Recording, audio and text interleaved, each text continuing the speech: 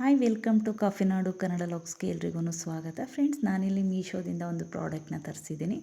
So ಇದು ಬಂದು ಫ್ರಿಜ್ಜಲ್ಲಿ ತರಕಾರಿಗಳನ್ನ ಸ್ಟೋರ್ ಮಾಡಲಿಕ್ಕೆ ತುಂಬ ಅಂದರೆ ತುಂಬಾ ಹೆಲ್ಪ್ ಆಗುತ್ತೆ. ಸೊ ಇದು ಬಂದು 245 ರೂಪಾಯಿಗೆ 6 ಬಾಕ್ಸ್ ಬರುತ್ತೆ. ಸೊ ನೋಡಿ, ಬಾಕ್ಸ್ ಅಂತೂ ತುಂಬ ಅಂದರೆ ತುಂಬಾ ಚೆನ್ನಾಗಿದೆ. ಕ್ವಾಲಿಟಿ ಕೂಡ ತುಂಬ ಚೆನ್ನಾಗಿದೆ ಆ್ಯಂಡ್ ಸೈಜ್ ಕೂಡ ತುಂಬಾ ಚೆನ್ನಾಗಿದೆ ಆ್ಯಂಡ್ ರೇಟ್ ಕೂಡ ವರ್ತ್ ಇದೆ ನಮಗೆ. ಸೊ ಕ್ವಾಲಿಟಿ ವೈಸ್ ಅಂತೂ ನಾವು ಮಾತಾಡೋ ಹಾಗೇ ಇಲ್ಲ. ತುಂಬ ಚೆನ್ನಾಗಿದೆ. ಫೈಬರ್ ಬಾಕ್ಸ್ ಥರ ಇದು ಇದೆ. ಸೊ ನೋಡಿ, ಬಿದ್ರೂ ಒಡೆದೋಗೋ ಚಾನ್ಸಸ್ ತುಂಬಾ ಕಡಿಮೆ ಇದೆ.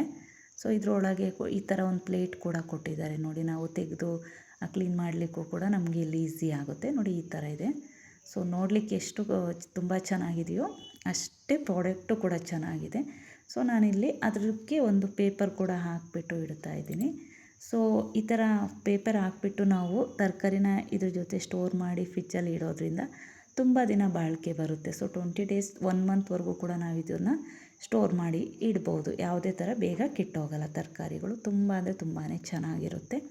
ಸೊ ನೋಡಿ, ನಾನಿಲ್ಲಿ ಈಗ ಟೊಮೊಟೊನ ಹಾಕ್ತಾಯಿದ್ದೀನಿ ಆ್ಯಂಡ್ ಇನ್ನೊಂದು ಬಾಕ್ಸಿಗೆ ಕೂಡ ನಾನು ಹಸಿರು ಮೆಣ್ಸಿಕಾಯಿನೂ ಕೂಡ ಈ ಥರ ಹಾಕ್ತಾಯಿದ್ದೀನಿ. ನೋಡಿ, ಹಸಿರು ಮೆಣ್ಸಿಕಾಯಿ ನೀವು ಈ ಥರ ಇಡೋದ್ರಿಂದ ಸುಮಾರು 1 ರಿಂದ 1.5 ತಿಂಗಳವರೆಗೂ ನಾವು ಇದಕ್ಕೆ ಸ್ಟೋರ್ ಮಾಡ್ಬೋದು. ಏಕೆಂದರೆ ಪೇಪರ್ ಇರೋದ್ರಿಂದ ಅಲ್ಲಿ ನೀರಿನ ಅಂಶ ಏನೇ ಇದ್ರೂ ಅದು ಡ್ರೈ ಆಗ್ತಾ ಹೋಗುತ್ತೆ. ಆ್ಯಂಡ್ ಇನ್ನು ಕೊತ್ತಂಬರಿ ಸೊಪ್ಪನ್ನು ನಾವು ಯಾವಾಗಲೂ ಹಾಗೆ ಇಡಬಾರ್ದು. ಒಂದು ಪ್ಲಾಸ್ಟಿಕ್ ಕವರ್ಗೆ ಹಾಕಿಬಿಟ್ಟು ಸ್ಟೋರ್ ಮಾಡೋದ್ರಿಂದ ಇದನ್ನು ಕೂಡ ನಾವು 1 ಮಂತ್ವರೆಗೂ ಸ್ಟೋರ್ ಮಾಡ್ಬೋದು. So thank you for watching.